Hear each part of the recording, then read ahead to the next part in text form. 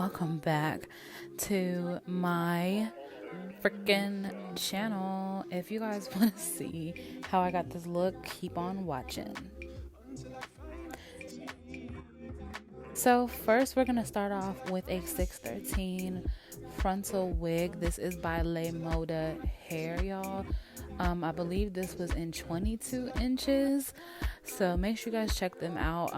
For the amount that I paid for this wig, I'd say it's a pretty good quality.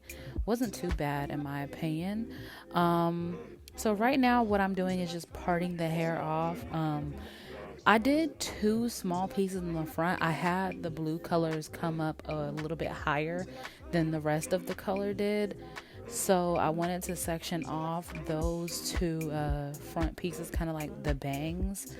And I'm going to clip those to the side. And I kind of did those separately from what I did to the rest of the hair. But as you'll see as the video goes on, I did those exactly the way that I did the rest of it. So it is what it is.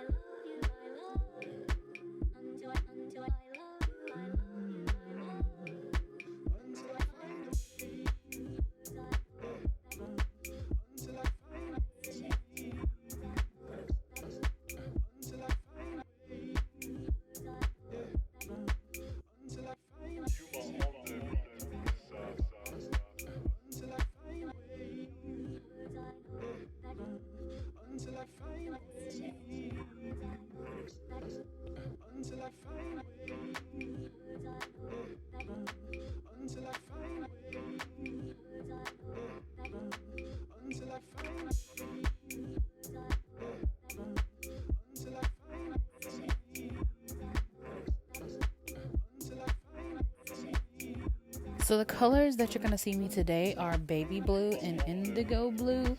The first color I'm going to use is the baby blue. So here is a little tip just from my little color expertise. I don't know if you guys know this, but when you are doing, especially when you're doing the watercolor method, guys, the reason why this works so well is because you're starting off with a very almost white canvas, which is the 613 hair. A lot of people, they go in the store and they pick the color based on the swatch, and then sometimes they could have bleached the hair themselves, not realizing that those swatches are based off of a color being dyed from 613 hair. So just keep that in mind when you're picking your colors out.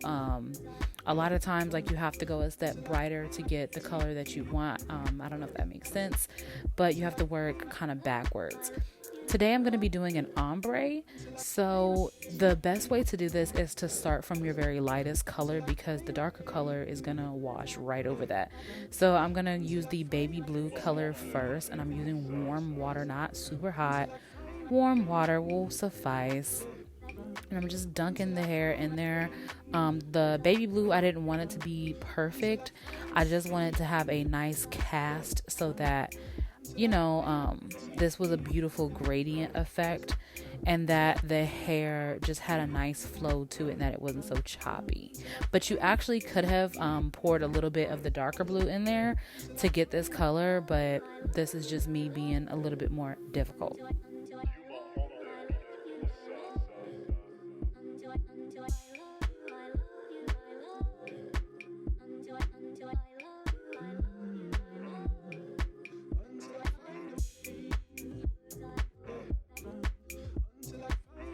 So here you'll just see me beginning the process of doing the two front pieces. And like I said, I'm just bringing that a tad bit higher than what the rest of the hair is going to be. I want that blonde to be pretty prominent in this wig. But at the top, at least, I just want it to be like a statement piece of that blue. I don't know. You'll see at the end if you didn't catch it in the beginning. So now here's me using that sapphire indigo blue, and by the way, these are Adore colors, which I actually like the Kiss Titanium, I don't know how to pronounce it, the Kiss colors, the new Kiss colors better, but this is just all my store had. But as you can see, like, that icicle blue is starting to really come through.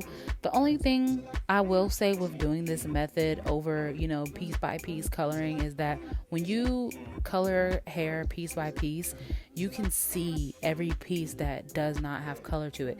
When you do this, in my opinion, it's kind of difficult for you to see that. So I would just be very aware of, you know, missing pieces. You don't want like a huge chunk, especially if you're doing like a whole head of one color, like I did the orange one. You don't want a huge chunk of hair to be blonde and then the rest of it be one solid color. Another tip that I shared with y'all in the last video, I will share again here, is to make sure that you coat your lace in got to be glue so that you do not stain your lace. Here I wasn't too worried about staining the lace because although I did bring that blue color up pretty high in those two front pieces, it was not going to be anywhere near the root, so I was not worried about that. Another pro tip is wear gloves because yeah, this stuff stains. I have color stain remover, but you know, not everybody is hip to that. It's just easier to wear gloves, girls. Easier to wear gloves.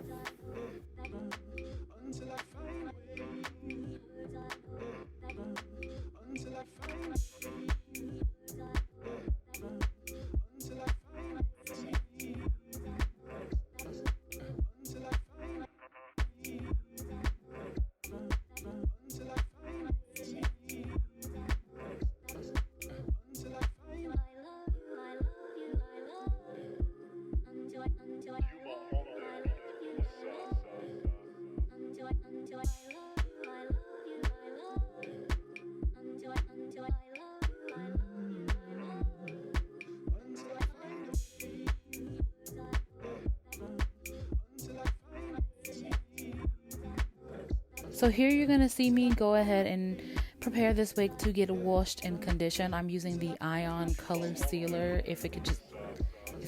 All right. I'm trying to get it out, but this thing works wonders, especially when you're using these semi-permanent colors or rinses. It definitely helps to lock the color into the hair follicle, into the cuticle really well, and it just really conditions the hair from all that drastic coloring. So I really think you should pick that up. I got mine from Sally Beauty.